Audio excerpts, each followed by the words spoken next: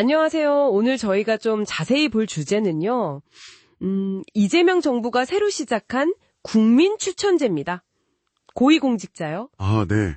그 국민이 직접 장관이나 차관 같은 사람들을 추천한다는 제도죠. 맞습니다.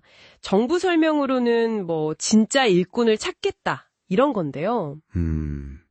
진짜 일꾼이라. 네, 과연 이게 어떤 의미가 있을지 또 현실적으로는 어떻게 돌아갈 수 있을지 여러분과 함께 좀 깊이 파고들어 보겠습니다. 좋습니다. 이게 오늘 6월 10일부터죠. 일주일 동안 인사혁신처 홈페이지나 대통령 SNS, 이메일 이런 걸로 방법은 다양하네요. 네, 누구나 추천할 수 있게 됐다고 해요. 장관, 차관, 공공기관장까지요. 꽤 폭넓은데요. 그렇죠. 대통령은 이게 국민 주권 철학이다. 또 국민의 다양한 시각을 국정에 반영하는 거다.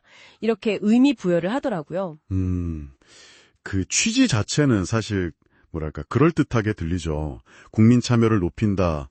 집단 지성을 활용한다. 네, 듣기에는 참 좋아 보여요. 근데 말이죠. 여기서 좀 더 생각해봐야 할 게 고위공직이라는 자리가 이게 단순히 그냥 인기가 많다고 할 수 있는 게 아니잖아요. 당연하죠. 전문성이 필수죠. 그렇죠.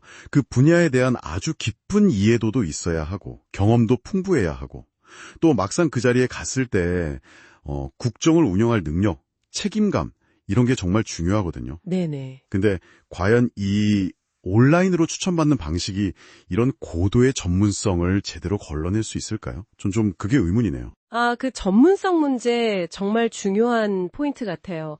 물론 이제 추천은 누구나 해도 최종 임명은 대통령이 하고 그 전에 대통령실 공직기강비서관실에서 검증은 한다고 하거든요. 네, 검증 절차는 기존과 같다고는 하죠. 그게 일종의 안전장치가 될 수는 있지 않을까요? 글쎄요. 근데 바로 그 지점에서 문제가 생길 수 있다는 겁니다. 첫째로 추천 단계에서부터요. 이게 특정 인물한테 여론이나 심지어 팬덤 같은 게 확 쏠릴 수 있잖아요. 인기 투표처럼 될 수 있다는 말씀이시군요. 네, 그럴 가능성을 배제할 수가 없죠. 그러면 오히려 조용히 실력 있는 사람들은 그냥 묻혀버릴 수도 있는 거고요. 그럴 수 있겠네요. 그리고 둘째는 국민 추천이라는 아주 좋은 명분을 내세웠지만 이게 실제로는 특정 정치 성향이라든지 아니면 어떤 인맥에 기댄 사람들이 추천되고 이게 그 검증 과정에서 제대로 걸러지지 않을 가능성 이것도 생각해봐야 돼요. 검증이 제대로 작동할 것이냐. 네, 공직기관 비서관실 검증이 과연 이런 인기나 배경의 영향에서 자유로울 수 있을까? 이게 정말 능력 있는 인재를 찾는 시스템이 될지 아니면 그냥 또 다른 형태의 정치적 고려가 들어갈 여지를 만드는 건 아닐지 그런 걱정이 드는 거죠. 듣고 보니 그러네요. 이 대통령은 진정한 민주주의는 국민이 직접 참여하는 데서 시작한다.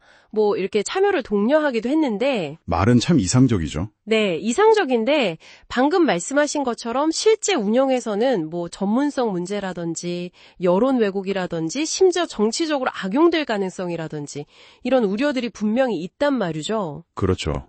국민 추천제에 대해 이야기 나눠봤습니다. 국민 참여로 진짜 일꾼 찾겠다. 취지는 공감할 수 있지만 네, 취지는 좋죠.